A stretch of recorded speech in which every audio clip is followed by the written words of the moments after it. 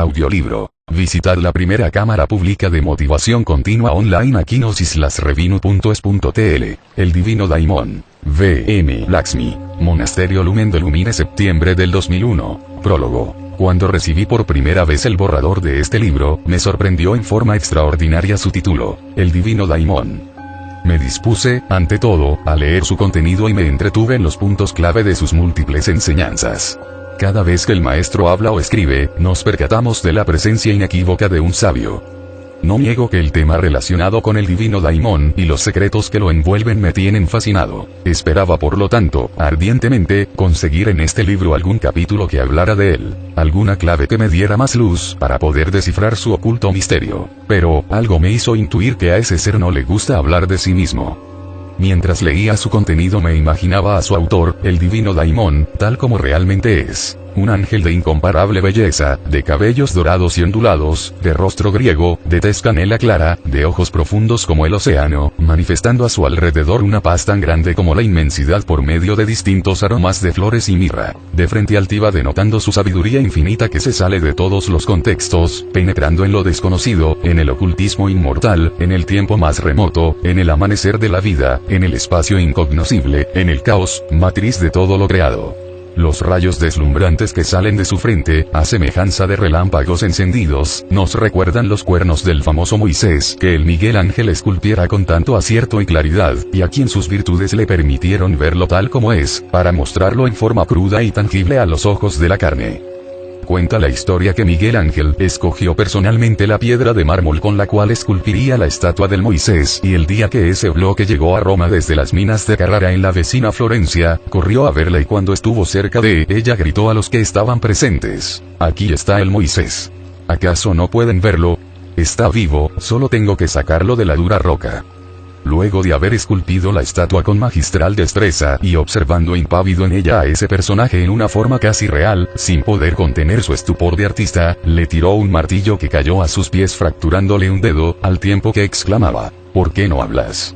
Cuando los religiosos de la época vieron los cuernos en la frente de la estatua se indignaron, pero el escultor supo explicarles que se trataba de rayos de luz y sabiduría y no de cuernos comunes, salvándose así de la herejía. Obviamente, ese genio clarividente que fue una encarnación del mismo maestro Samael, vio en la estatua que estaba esculpiendo las características propias del Divino Daimon, quien dirigió ese mismo trabajo hasta su completa conclusión. ¿Cuántas dádivas nos ha dado el cielo a quienes somos pecadores, que no merecemos estas manifestaciones de la luz, o estas revelaciones tan profundas que han estado siempre con nosotros, pero que nunca las habíamos descubierto con claridad perfecta, para poderlas observar con su justo valor? Qué inmenso honor poder conocer a este ser tan maravilloso en su aspecto meramente físico, y qué honor aún más elevado descubrir sus adentros, donde se esconde el gran misterio, aquel asociado con la vida y con la muerte, con el bien y el mal, con Dios y con el diablo, con Cristo y Lucifer, con el día y la noche, con el amor y la justicia, con el ser y el no ser. Moisés, Sócrates, Judas, son sin duda, las más exaltadas reencarnaciones del Divino Daimon en nuestra actual raza aria. Qué impresionante es comprender que hace miles de años antes de Cristo, este personaje, personificando al Moisés bíblico, trajo a la humanidad las tablas de la ley para que pudiéramos regular nuestro camino y destino por medio del contacto directo con Dios. No hay duda que este acontecimiento se produjo mucho antes de lo que los historiadores se imaginan y sus testimonios fueron luego transmitidos de generación en generación, por medio de expertos que memorizaban las leyes y otros aspectos sagrados, constituyéndose así en verdaderos libros andantes. Estos sabios luego preparaban a sus discípulos para depositar en sus memorias y en sus corazones las enseñanzas recibidas de sus antepasados. De esta manera, los misterios fueron transmitiéndose por milenios, hasta llegar a tiempos recientes cuando fueron grabados en forma de rótulos, papiros y finalmente, en libros cada vez más accesibles a todo ser humano. El Moisés bíblico tuvo la misión de preparar al pueblo escogido y llevarlo a la tierra prometida. Es la eterna misión de este ser sagrado, por eso, lo está repitiendo también en nuestros actuales tiempos. No es fácil entender este concepto, ni mucho menos aceptarlo, pero, ante los hechos debemos rendirnos. Qué impresionante es saber que hace unos 3000 años el famoso filósofo Sócrates, quien no necesita presentación alguna, ya que todos han oído hablar del mismo, prefería antes que educar a sus discípulos en las aulas de escuelas convencionales, ir a las plazas y a los mercados, donde concurrían las masas, los humildes, los pudientes, los nobles y los plebeyos, a platicar de sus conocimientos adquiridos a través de la experiencia personal y a enseñar en una forma práctica y sencilla, las claves para el despertar de la conciencia. Cuando los religiosos de la época quisieron someterlo y obligarlo a seguir por el camino que ellos pregonaban, según su manera de ver la vida, les replicaba que él no seguía consejos o direcciones de humano alguno, solo le hacía caso a la voz del silencio, solo escuchaba al daimón, quien le hablaba desde su corazón, utilizando la voz del silencio. A causa de este irrespeto hacia las autoridades de esa época, fue condenado a muerte y obligado a tomar la cicuta para poner fin a su existencia, que representaba una ofensa para los cánones de vida de aquellos tiempos. Qué increíble es para nosotros recordar lo que se habla en la Biblia sobre ese gran maestro misterioso llamado Judas. Era el tesorero del Cristo, dicen las Sagradas Escrituras. ¿Pero tesorero de qué? ¿Acaso el Cristo manejaba grandes riquezas, teniendo que nombrar un tesorero para administrarlas? Él era el tesorero de los secretos ocultos del esoterismo de todos los tiempos, quien poseía las llaves para tener acceso a los cofres que contienen los tesoros de la espiritualidad, y por eso Jesús, el gran Kabir, decía en sus diálogos, refiriéndose a los demás discípulos: a ellos no les es permitido saber estas cosas de las cuales te hablo, en cambio a ti, sí. Ese personaje, llamado Judas, en el fondo era una parte del mismo Cristo, es la luz que sale de la luz. Pero al tesorero le correspondía una misión fatal, que seguramente jamás hubiese querido ejecutar, pero solo él podía hacerlo en ese crudo drama porque representaba a Lucifer. Al tesorero le correspondió entregar al Cristo por 30 monedas de plata, indicando lo que hace el común de la humanidad, que traiciona al Cristo por medio del deseo pasional en los diferentes actos de fornicación que practica. 30, representa el número 3, el Cristo. La plata es el elemento relacionado con la luna y por lo tanto, con las pasiones humanas y la fornicación. En ese momento, el Judas jugó el papel del Lucifer, quien se lleva al abismo en los débiles y fornicarios por medio de sus pasiones desenfrenadas, para que se purifiquen en los mundos infiernos con el poder del fuego. Pero, también es importante aclarar que Judas, la pasión, se ahorcó después de entregar al Cristo, indicando y enseñando la necesidad de matar en nosotros al Judas traidor y pasional, para darle paso al otro personaje que sigue presentando el drama. A partir de ese momento, queremos referirnos al buen ladrón, Dimas, quien siendo el aspecto superior del Lucifer, o sea, el divino daimón, se crucifica junto al Cristo en el Monte de los Olivos y recibe de él la promesa de llegar al paraíso ese mismo día. Ningún ser sagrado, ni mucho menos el Cristo, estaría dispuesto a infringir las leyes del Padre, permitiendo que un malvado pudiera ser perdonado en todas sus faltas y premiado con el paraíso solo por decir: Señor, acuérdate de mí cuando estés en tu reino. Sabemos que la Biblia fue escrita en una forma completamente simbólica y secreta, y solo puede ser interpretada correctamente por los auténticos iniciados. El Cristo entraría al paraíso en ese día, y por lógica tendría que hacerlo también su contraparte, que ya estaba blanqueada, el divino daimón. En cambio, el otro ladrón que había sido crucificado a su otro lado, sí representaba al ego animal, quien nunca se arrepiente porque no posee conciencia divina, es solo un manojo de fuerzas malignas, al cual le espera la desintegración en los mundos sumergidos, para ser luego rescatado como materia prima, y la energía de la cual está compuesta, que es neutra en su forma original, podrá ser empleada nuevamente por los creadores de la vida, después de ser reciclada. Finalmente, para concluir, quisiera recalcar las siguientes expresiones entregadas por el autor en un capítulo del presente libro, que hacen comprender la grandeza del ser que nos habla. Hermano lector, quiero ser tu amigo, tu compañero en este largo camino de la vida, quiero que te despojes de esas sombras que en tu psiquis llevas. Quiero que te descubras ante tu Madre Divina y colabores con ella en este estudio, conocimiento y muerte de los agregados psicológicos yoes que tanto han torturado a tu Cristo, a tu Madre y que tantos menosprecios le han hecho a los profetas y al Cristo mismo, que han venido a este mundo en busca de tu redención. Recuerda, hermano, tú eres más grande de lo que crees, si te liberas del ego, y más chico de lo que crees, si continúas esclavo de él. Resuélvete a luchar, estamos contigo. Gracias, venerable maestro, por permitirme el honor de escribir este prólogo para tan bella obra.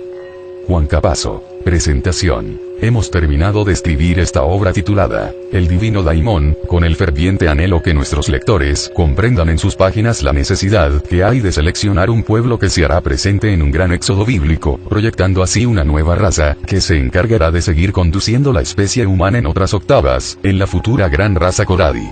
El divino Daimón, conocedor de todos los procesos que ha tenido que vivir la especie humana, en octavas altas y octavas bajas, en busca de una selección, donde cada persona se encargará de su propio mejoramiento, haciendo carne y sangre aquellos desideratos divinos y cumpliendo con la ley de Dios. No es nuestro interés presentarnos ante el mundo con proyectos, con nuevas doctrinas, haciendo paralelismo de ninguna especie con las grandes religiones que han existido y que en su interior han practicado los principios eternos y los valores conscientivos del ser. Nuestro propósito es decirle a esta humanidad que aquellos valores eternos del espíritu y de la religión están vivos, latentes en la conciencia profunda de todos los seres humanos, y que es el momento más adecuado para hacer una revalorización de todos estos principios del espíritu, en toda persona que aspire a su propia redención. V.M. Laxmi Daimon. En este capítulo trataremos algunos aspectos sobre lo que es el destino y la ley del destino. Sabido es por todos que cada persona viene regida por muchas leyes, entre ellas, la ley del destino. Pero no confunda, querido lector, lo que es la ley del destino con el destino, porque son dos cosas diferentes. Podemos decir que aquellos eventos que una persona viene a repetir por causas originadas de otras vidas, se llama destino. La ley del destino es lo que hace que eso se cumpla al pie de la letra como causa y efecto. Por eso es conveniente que cada persona que se decida a trabajar en estos estudios, comprenda a fondo que debe modificar su comportamiento, pues de lo contrario, no haría más que pasar por los mismos carriles por donde pasó en otras vidas, como lo hace el tranvía. Al modificar nuestro comportamiento, de hecho y por derecho estaríamos haciendo méritos para que la ley que ejecuta el destino sea elástica y no nos permita repetir, con la misma exactitud, aquellos eventos. Cuando la ley del destino nos permite ir modificando nuestra vida, nos está dando una respuesta exacta, que la balanza de la justicia va accediendo a nuestro favor, diciéndonos con esto que algunos karmas que traemos y tenemos que pagar, se van negociando. Nos queremos referir a un sinnúmero de fracasos en lo económico, en los amores, en enfermedades, en derrotas de la vida, etc. Esto es importante conocerlo porque muchos hermanos creen que porque no tienen iluminaciones, iniciaciones, exaltaciones, su trabajo no va teniendo ninguna recompensa. Pero, no se dan cuenta que a nivel interno, les están canjeando aún el derecho de tener una larga vida, tener paz, tener grandes amigos, tener una linda familia, tener comprensión en la enseñanza, etcétera, etcétera, etcétera, y que todos estos beneficios hay que irlos cancelando con obediencia, con disciplina y con dedicación. Es conveniente, querido lector, comprender que la palabra regeneración hay que verla en muchos aspectos de nuestra vida. Ordenar nuestro vocabulario es regenerar. Ordenar lo que pensamos es regenerar. Ordenar nuestros sentidos es regenerar. Ordenar lo que comemos es regenerar. Aprender a respirar es regenerar. Aprender a convivir es regenerar. Aprender a ser buen ciudadano es regenerar. Tiene toda la razón el V.M. Samael Aun Weor al decir que esto es una escuela de regeneración. El que no cumple lo que dice es un degenerado. El que se roba las cosas es un degenerado. Quien no lucha por la castidad científica, es un degenerado. Quien hace mal uso de su verbo, es un degenerado. Quien no se preocupa por hacer higiene mental, es un degenerado. Quien no se comporta dignamente en la convivencia, es un degenerado. El padre de familia que no se preocupa por la educación física y espiritual de los hijos, es un degenerado. Quien no se preocupa en vivir lo que enseña, es un degenerado, etcétera, etcétera, etcétera. Todos estos puntos nos muestran a las claras, la terrible necesidad que tenemos los estudiantes de la Gnosis, de hacer un cambio radical en nuestras vidas como base de un trabajo serio que estamos emprendiendo y que nos ha de convertir en unos auténticos discípulos de la venerable Logia Blanca. Como usted entiende, querido lector, para hacer la iniciación tiene uno que dedicarse a hacer la voluntad del Padre en sus obras. Pero, si no ha cambiado esta vieja estructura psicológica y emocional que trae, estará sometido a esa ley mecánica del destino, la cual le impediría abrirse paso en medio de tantas circunstancias de la vida y quedaría sometido a aquello que el común de la gente dice: yo quiero hacer mi obra, pero no puedo porque me lo impide la familia, el trabajo, la salud, los compromisos, la economía, etcétera, etcétera, etcétera. Es decir, no ha podido romper, no con los deberes que tiene como persona, sino con una cantidad de cosas que viene a repetir por una ley que se llama destino. Es necesario que el iniciado aprenda a poner cada cosa en su lugar para que no se lo impidan el tiempo y el esfuerzo que debe hacer para cumplir con la voluntad del Padre. Finalmente, queremos decir que lo que el ser humano necesita para ser un auténtico iniciado es tener una perfecta organización en su vida. Lo demás, irá llegando como recompensa de un trabajo bien hecho. El autor. Querido lector, estudiaremos en este capítulo algo que es fundamental, esencial para el éxito en la vida de la persona. En la época actual, es más que imposible que una persona pueda vivir ajena o aparte de la convivencia con las demás personas. Cualquiera puede decir que se va a vivir a un lugar donde nadie tenga que ver con su vida, donde nadie le contradiga. Es decir, marginarse de compartir con otros, su vida y su tiempo, pues esto no sería tan difícil. Lo único que conseguiría esa persona sería cerrarse totalmente las puertas del éxito y por ende, las puertas que lo han de conducir a su iniciación y a su autorrealización. Enseñado está por el B.M. Samael Weor que en la convivencia, queramos o no queramos, nos descubrimos ante esa gran realidad. Es decir, no podríamos mantener escondidos esos elementos infrahumanos que se llaman yoes. En esto de la convivencia, la persona que verdaderamente aspire a morir en sí mismo, a despertar y hacer su iniciación, tiene que darse cuenta que las personas que le rodean son los instrumentos que nos van a prestar una invaluable ayuda para autodescubrirnos. La experiencia nos ha dicho que cada uno de nos tiene en su psiquis áreas muy oscuras, las cuales tienen diferentes características, como por ejemplo, yoes a quienes les gusta negociar y ellos buscan personas que les guste negociar para establecer sus muy peculiares conversaciones y soñar a lo lindo con eso. Tiene otras áreas, como por ejemplo, les gusta hablar mal de las demás personas y cuando alguien llega con un comentario negativo de otra persona, de inmediato, salen como anfitriones, los tales yoes de calumnia. Cuando alguien llega a establecer una conversación sobre política, pues no faltan los yoes de política, que son afines y establecen la conversación. Cuando alguien llega a plantearnos sobre enseñanzas foráneas, maestros que enseñan a volar, que dan poderes, etc., afloran en la persona esos naturales, yoes mariposeadores y se establece ese profundo sueño, hablando bellezas de algo que desconocen. Cuando una dama se acerca a la casa de la vecina para hablar mal de los hombres o de su esposo, en la otra dama afloran pues, yoes afines con esto, formándose una tertulia, por cierto no muy agradable, algo terriblemente diabólico, malsano. Cuando en la convivencia una persona se olvida de sí mismo, resulta siendo títere o marioneta, manejado por la legión de yoes diablos de otras personas. Es decir, no tiene criterio propio de sí mismo, no es dueño de sí mismo. Es conveniente, querido lector, que usted comprenda que en el común de la gente, hay miles de amistades que no son amistades con sinceridad, con amor, con respeto, es decir con conciencia. Son amistades que el ego de uno hace con otras personas, porque son afines en sus costumbres, en sus comportamientos, o sea, en la forma de ser. Si uno no se resuelve a abrirse paso entre la comunidad, sin herir a nadie, pero, sin comprometer tampoco la conciencia con ese comportamiento egoico de las demás personas, nunca lograríamos autodescubrirnos. Y por ende, no podríamos trabajar sobre la desintegración de nuestros agregados, porque siempre estarán protegidos con la afinidad que tienen con los yoes de estas personas, con las cuales, compartimos esta clase de ideales. Resuélvase, querido lector, en aprender a compartir con los demás en convivencias y en comunidad. Aprenda de las personas que le rodean, las cosas buenas que tienen, pero huya como a la peste de su canción psicológica, donde expresan las emanaciones venenosquirianas que tienen en las áreas oscuras de su país psicológico.